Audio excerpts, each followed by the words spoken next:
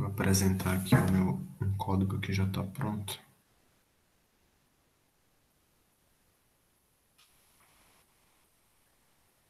Estão vendo a tela? Só alguém dá um OK aí na caixa de texto. OK. OK, obrigado. Pronto. Então, na aula passada, a gente começou a ver um pouco sobre arrays, mas ainda falta algumas coisas para vocês conhecerem, né, sobre arrays. E uma das coisas principais que faltou falar na aula passada é sobre passagem de arrays como parâmetros de funções.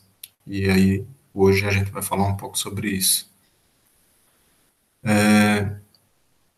Então, aqui eu tenho um programa.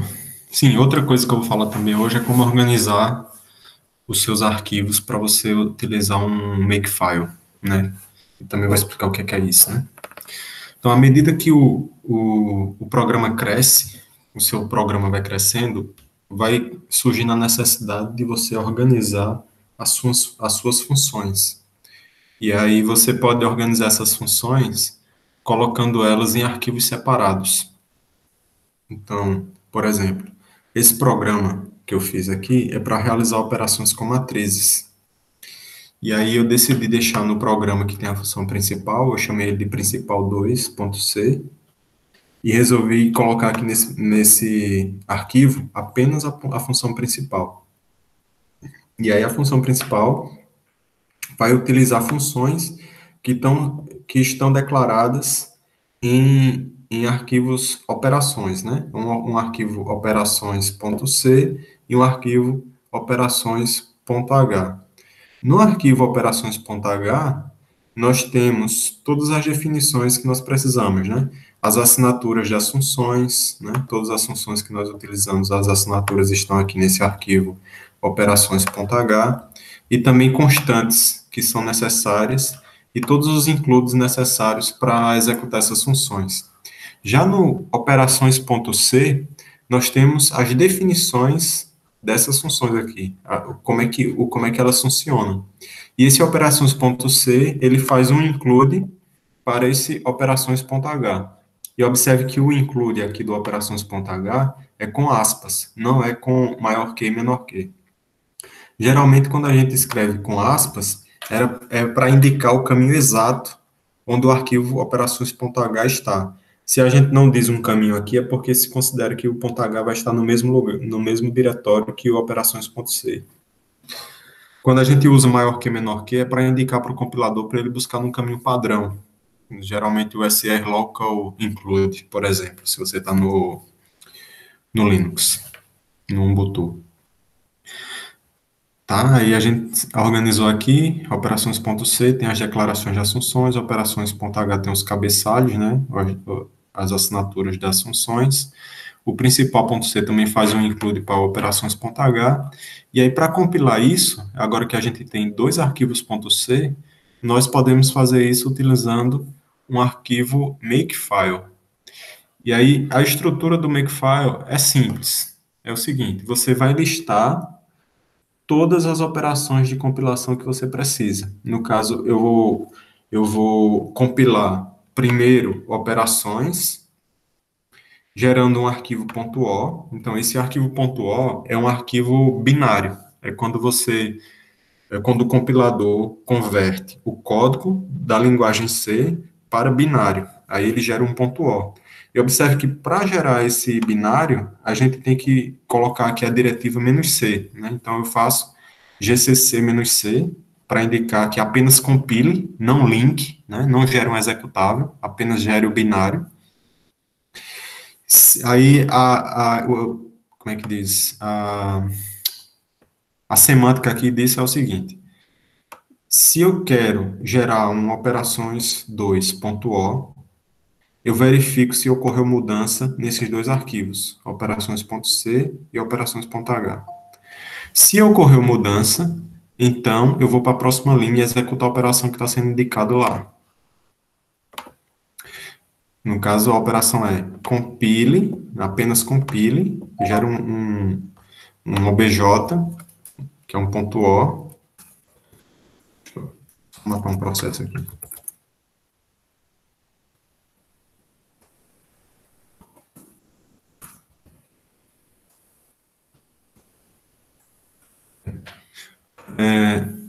Compile, gera o obj de operações.c e salve, né? Menos O é output, salve o resultado em operações.o. Aí eu pego esse operações.o e coloco aqui na lista de dependências do principal 2, que é o meu executável. Né? Aí ele vai ver, o principal 2, eu quero gerar o principal 2. Aí eu vejo, principal 2.c teve alterações, ou operações 2.o teve alterações. Se teve, então execute a linha que está abaixo. Aí essa linha diz para compilar e gerar o executável, utilizando como entrada principal 2.c e operações.o. Na verdade, aqui é operações 2, né? Operações 2.o. Gerando um arquivo de saída principal 2, que é o nosso executável. Observe que tem um LM aqui, e esse LM é aquela famosa linkagem com a biblioteca de matemática, né? E esse "-l" que é para dizer que é link, né?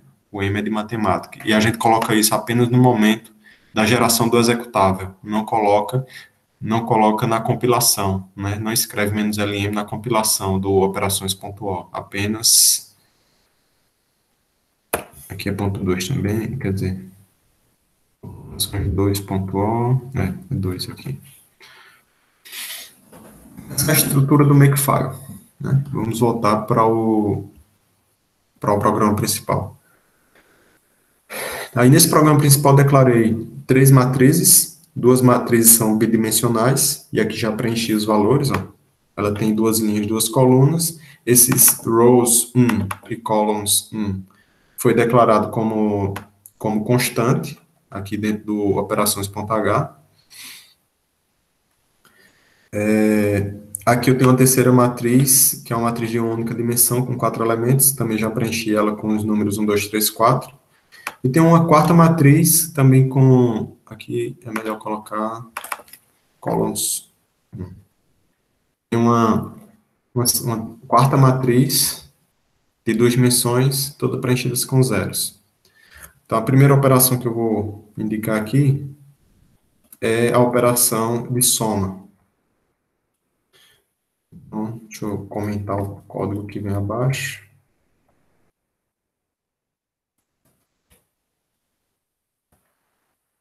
Então, soma matrizes. Aí vejam uma coisa curiosa que está acontecendo aqui, né? Nessa operação. Ó, para chamar o programa de soma matrizes, e eu querendo dar as matrizes como entrada, eu só preciso colocar o nome da matriz. Ó, matriz 1, matriz 2, Altmat, né, que é a matriz de saída. Você não precisa colocar os colchetes para indicar que essa variável é uma matriz. E aqui eu vou precisar também indicar quantas linhas e quantas colunas cada matriz tem. Agora, na definição dessa função, eu preciso indicar com colchetes que aquela variável é uma matriz. Aí observe que a primeira dimensão, você não precisa colocar quantos elementos tem naquela primeira dimensão. Mas a partir da segunda dimensão, você precisa, é obrigatório colocar quantas dimensões ou quantos valores tem naquela dimensão. Observe aqui, por exemplo, essa outra função da assinatura da elevar ao quadrado uma matriz unidimensional. Como ela só tem uma dimensão, a gente só precisa colocar colchetes, não precisa colocar quantos valores tem.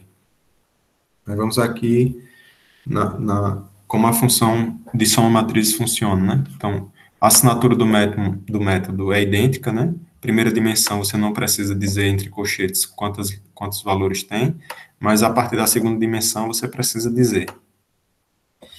E como os arrays são variáveis que não têm atributos, né? Você não consegue saber quantas linhas e quantas colunas tem num array, por um atributo do próprio array, você tem que passar para a função essas quantidades. Então, estou colocando aqui a quantidade de linhas da primeira matriz, a quantidade de colunas da primeira matriz e as mesmas informações para a segunda matriz. Eu fiz uma checagem com esse if aqui, só por desencargo de consciência, né? Mas é bom que sempre que a gente estiver lidando com matrizes, nós façamos essas checagens para verificar se as dimensões das matrizes são corretas, né? Aqui eu só estou verificando se a quantidade de linhas e de colunas é igual. Aí, se não for, eu imprimo que as dimensões são incompatíveis e retorno, né? Eu saio do programa.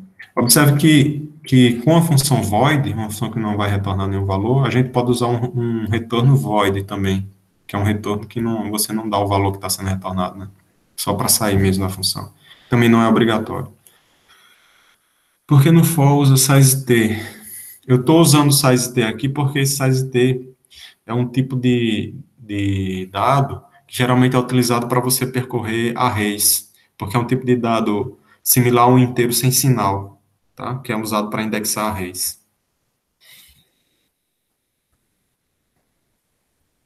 Mas você poderia ter usado um int também aqui. Pronto, aí ele percorre todas as linhas, e para cada linha ele percorre as colunas, vai somando os valores das duas matrizes e guardando o resultado em Altmat. Agora, outra coisa interessante aqui, tá? Que é uma novidade, é que, geralmente, na linguagem C, quando você passa os valores para o argumento da função, esses valores são passados por cópia. Isso quer dizer que a função cria uma cópia do valor e o que é feito com aquela variável dentro da função não é refletido fora, né? Eu acho que eu não enfatizei muito esse aspecto na aula passada, mas é bom enfatizar agora. Então, por exemplo, se você tem uma função void, soma valores, você dá int A, int B, aí você faz assim, ó. Porque eu tô enfatizando isso porque é diferente de Python, tá? Por exemplo, aí você faz A igual a A mais B.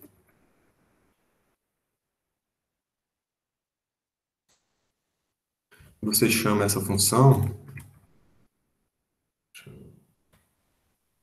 vou comentar aqui o resto só para enfatizar esse aspecto. Você chama essa função, a assinatura dela ali em cima.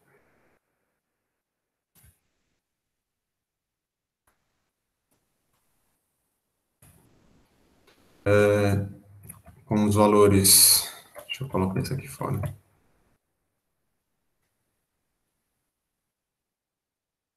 A igual a 2 e B igual a 3. E A e B.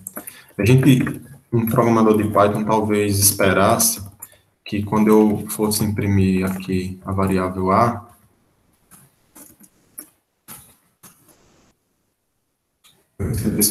a saída como o resultado da soma de A mais B, né? Mas, na verdade, o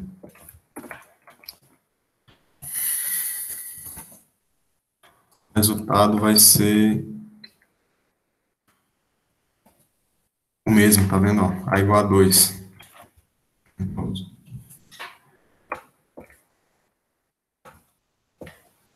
A função soma valores foi executada. Ah, vocês não estão vendo a minha tela de compilação, não, né? Peraí.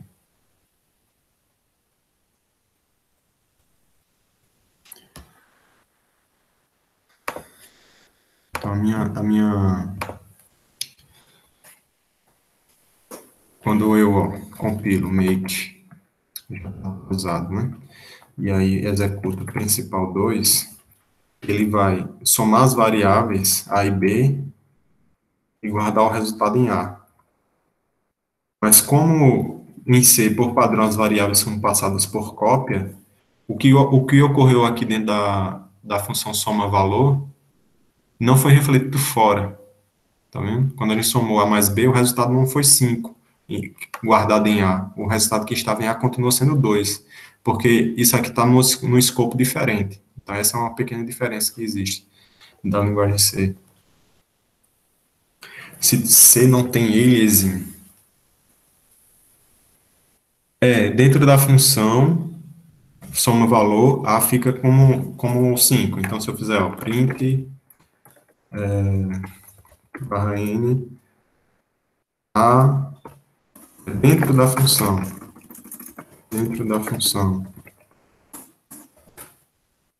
A igual, porcentagem D, A.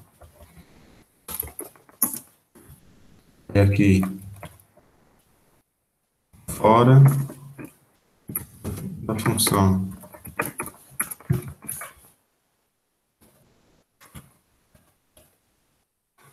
Chamando, faltando um ponto e vírgula aqui.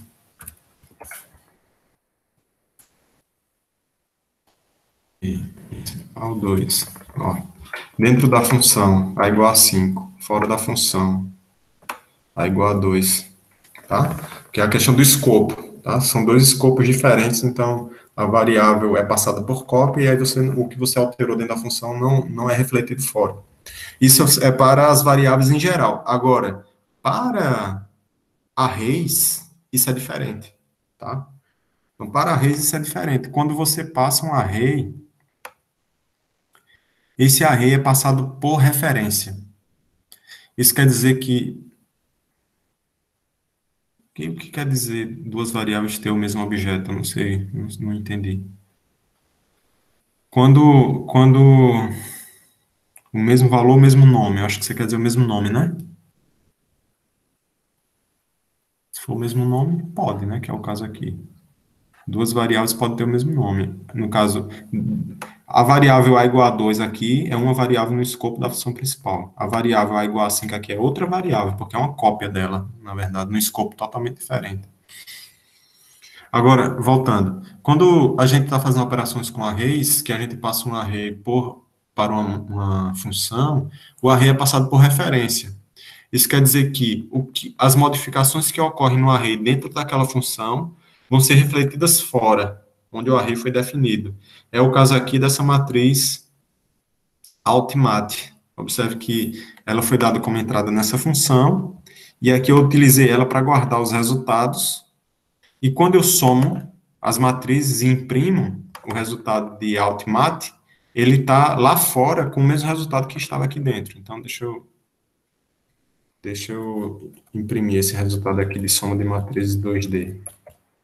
Somou as matrizes e imprime.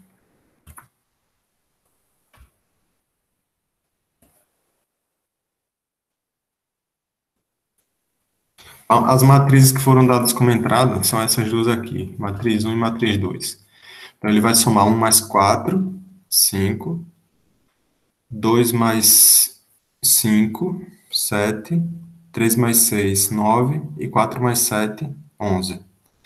Agora, até aí, isso aí não é novidade nenhuma, né? A novidade aqui em relação à passagem de variáveis na linguagem C é que a matriz altmat, ela foi passada como parâmetro para a soma de matrizes e foi modificada dentro da função. Agora, como os arrays são passados por referência, o que ocorreu em altmat dentro da função soma matrizes foi refletido fora, que é o caso aqui de imprime. Quando a gente mandou imprimir altmat, ela estava com o resultado alterado. Deixa eu ver aqui a pergunta.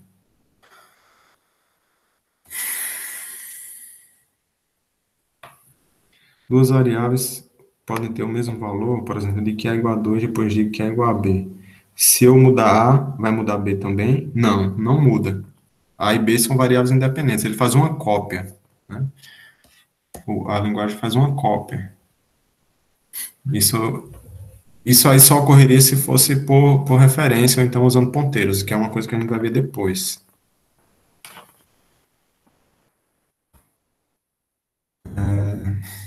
Então, vamos ver aqui a função imprime matriz. Enfatizando, uma coisa importante, se a matriz é de mais de uma dimensão, quando você define ela aqui no cabeçalho, a primeira dimensão você põe colchetes vazios, e a partir da segunda dimensão você tem que dizer quantos elementos tem naquela dimensão, né? Aí ele vai... E como os arrays em C não têm atributos próprios, a gente precisa indicar quantas linhas e quanta coluna o array tem. Então, eles têm que ser passados por parâmetro também. E, e aí a gente percorre e imprime, né? Cada elemento, linha a linha, printf para pular a linha. Aí essa outra função aqui de elevar ao quadrado, ela eleva ao quadrado uma matriz 1D, né, de uma dimensão. E aí, como é uma única dimensão,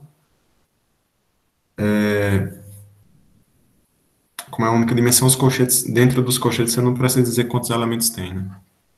E essa matriz de elevar ao quadrado é simplesmente percorrer os elementos, elemento por elemento, e fazer a operação de potenciação. E observe que aqui eu guardei o resultado dentro da própria matriz. Ó, mat i é igual ao quadrado de mat i.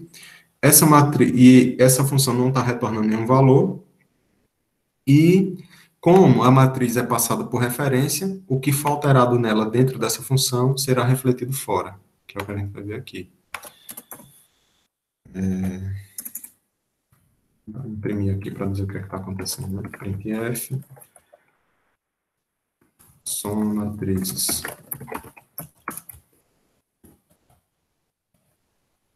Printf, leva ao quadrado.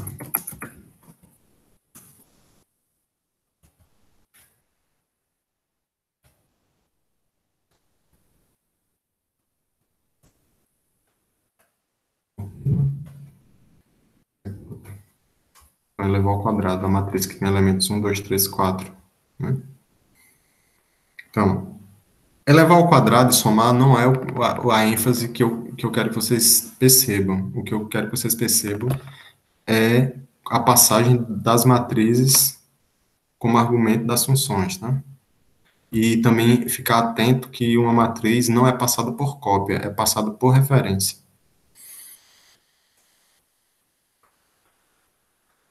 Então, o Makefile eu já falei no início. No geral, gente, é isso, né? O que eu tinha para enfatizar hoje. E aí, se vocês tiverem alguma pergunta, podem fazer sobre esse assunto. Tem como a função retornar um array? Relação, ponteiros e matrizes. E arrays, né? Não dá para fazer assim, esse retorno sem usar ponteiros, não. E aí a gente não viu ponteiros ainda. Tá? Então, eu acho que na próxima aula é a aula da gente falar de ponteiros. Aí nós vemos como é que retorna a matriz.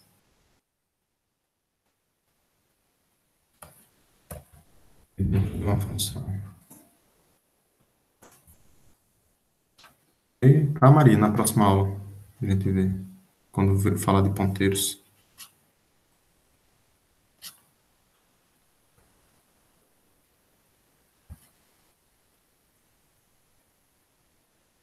E os exercícios passados na aula anterior, já fizeram? Talvez vocês precisem de mais um tempo para terminar, né? E aí eu não passaria uma nova lista hoje para vocês terminarem a lista anterior.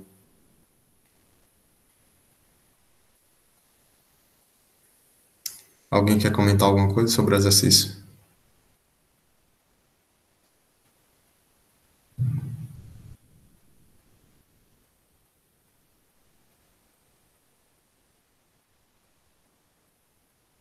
Deixa eu ver.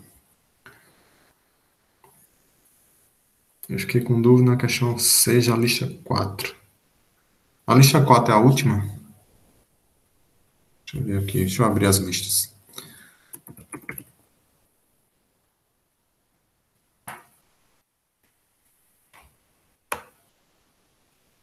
Não, não é a última, nossa. 4 não é a última. A 5 é que é a última. Tá, vamos começar pela as dúvidas da lista 4. Guilherme diz, eu fiquei com dúvida na questão 6, a lista 4.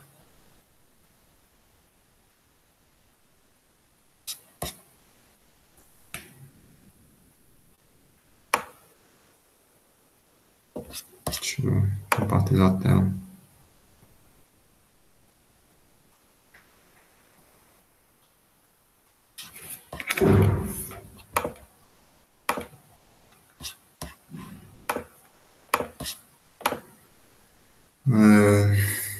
Pronto. A lista 4 aqui, a questão 6. Você vai imprimir um desenho, como esse desenho que está aqui, tá? Dependendo de quantos asteriscos a pessoa diz, né? Se ela digita o número 1, você imprime só um asterisco. Se ela imprimir 2, você vai imprimir 1, 2, 2, 1. Se ela digita 3, 1, 2, 3, 3, 2, 1. E assim sucessivamente. Eu não entendi qual é a dúvida. Como é que. Quer dizer, se a dúvida for como é que imprime, é o printf. Ah, você não conseguiu fazer a forma do losango. Você tem que usar. Não, tem que imprimir qualquer quantidade, né? Digamos, de 1 a 20, de 1 a 30. Não só quantidades ímpares, as pares também. Agora, a forma do losango, você tem que usar espaço em branco para conseguir essa forma do losango. Paulo Hernani conseguiu a fórmula do losango? Não, quer dizer, Paulo Silva. Pode compartilhar a tela para a gente ver?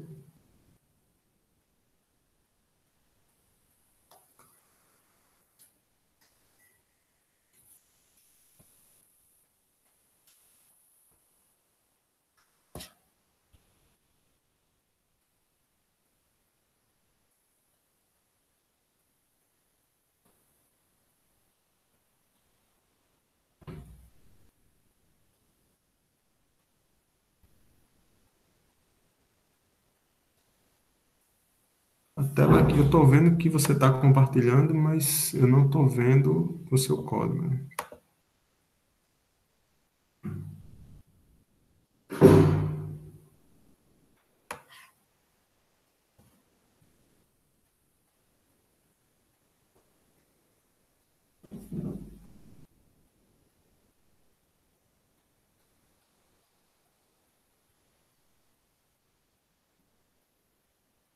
É interessante que aparece aqui, apresentação de Paulo Silva, mas não aparece o conteúdo. Vocês estão vendo o conteúdo da tela dele?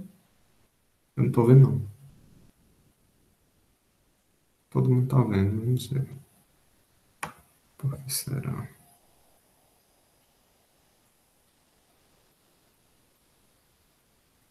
Ah, agora apareceu. Eu tive que clicar aqui no botãozinho. Pronto. Executa aí para a gente ver como ficou a forma do triângulo.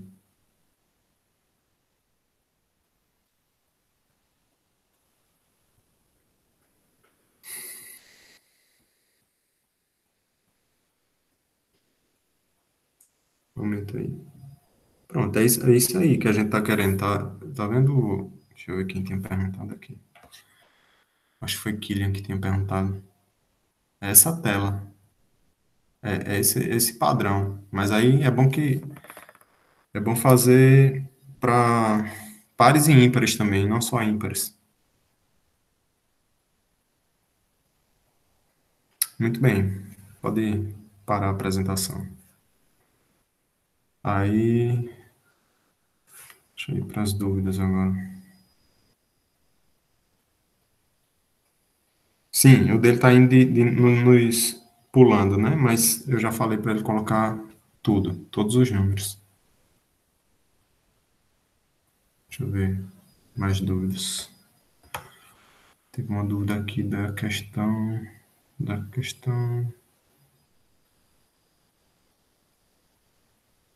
Não consegui fazer a última questão. Não entendeu o enunciado. Então, essa última questão é dos cavalos, né? Do tabuleiro de xadrez.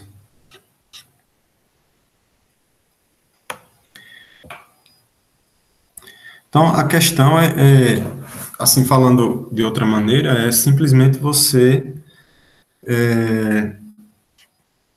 como é que diz? Fazer um programa que imprime na tela o caminho que o cavalo no tabuleiro de xadrez tem que percorrer para passar por todas as casas. Aí você pode, por exemplo, pegar como entrada a casa inicial, de onde ele parte, né? Então, supondo aqui, se o cavalo parte da linha 3, coluna 4, essas seriam as possíveis casas que ele iria ocupar, né? Então, ele vai primeiro para 0, não, primeiro vai nessa posição 0, 1, 2, 3, 4, 5, 6, 7, e assim sucessivamente. Aí você pode enumerar o percurso, né?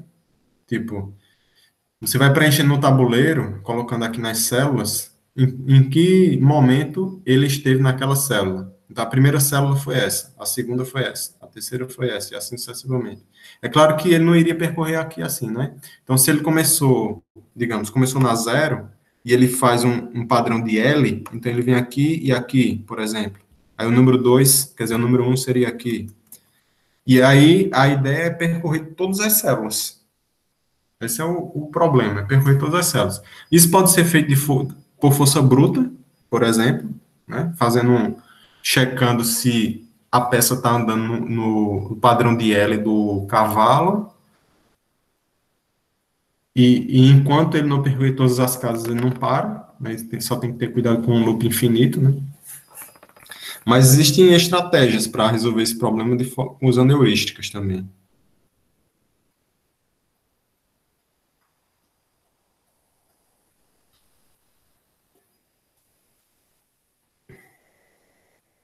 Não entendeu força bruta?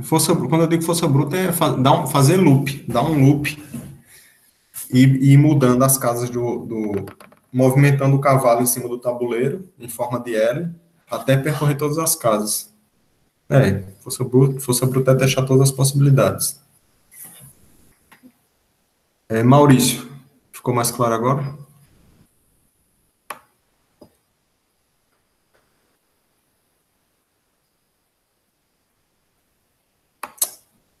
Eu vou dar mais tempo para a lista. Aí eu não vou dar uma nova lista. Aí na próxima aula, na aula de, acho que terça-feira, aí a gente vê de novo se vocês responderam. Sim, ali eu dei uma sugestão de usar duas matrizes, né? Uma matriz para as linhas e outra para as colunas. Mas aí você faz do jeito que você quiser. Você pode fazer uma matriz bidimensional. Eu botei ali duas matrizes unidimensionais porque eu acho que na aula anterior eu não tinha falado de matrizes bidimensionais ainda. E aí você precisa de uma matriz auxiliar. Deixa eu ver se precisa. Talvez. Talvez você precise de uma matriz para guardar o percurso e uma matriz para marcar o tabuleiro. Aí é legal você receber de entrada do usuário em qual casa ele vai começar, né? O X, o Y, ali em coluna. E imprimir na tela o caminho. Vai ficar bem legal se você conseguir, usando print, fazer a marcação de 8 por 8 e a numeração em cima dessas células, marcando o percurso que o cavalo fez em cima do tabuleiro. Aí, para deixar a coisa ainda mais bonita, né, animada e tal, você pode usar um timer para dar um intervalo, digamos, de 1 segundo ou de meio segundo de uma transição para outra. E aí você vai imprimindo o percurso do cavalo em cima daquela matriz 8 por 8. Vai ficar bem, bem legal se vocês conseguirem fazer isso. Mas se não, imprime só o resultado final, só a tabela final 8 por 8 com a numeração dos passos que o cavalo deu em cima do tabuleiro. Algo mais?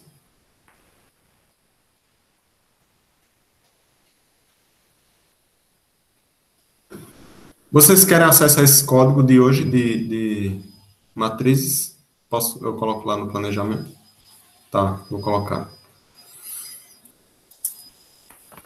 Então, isso é o que eu tenho planejado para hoje. Se você está assistindo esse vídeo gravado, eu sugiro que se inscreva no canal para ser notificado de novos vídeos como esse e curta o vídeo, né? Então, obrigado a todos e até a próxima aula.